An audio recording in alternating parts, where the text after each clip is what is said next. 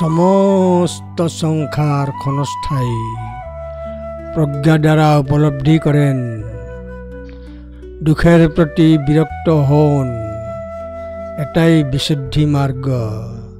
ধম্মপদ 277। সমস্ত সংখ্যার ক্ষণস্থায়ী প্রজ্ঞা দ্বারা উপলব্ধি করেন, দুঃখের প্রতি বিরক্ত হন, এটাই বিশুদ্ধি মার্গ। ধম্মপদ 277।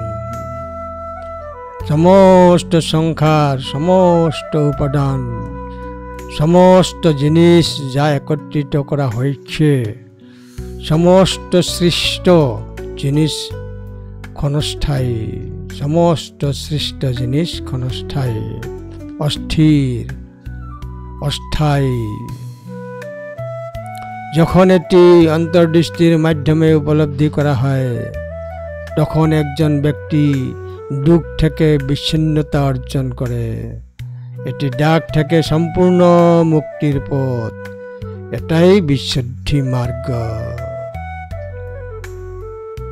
সমস্ত সৃষ্টি, সমস্ত সৃষ্ট জিনিস ক্ষণস্থায়ী, অস্থায়ী, অস্থির, এটাই বিশুদ্ধি মার্গ। ধম্মপদ 277।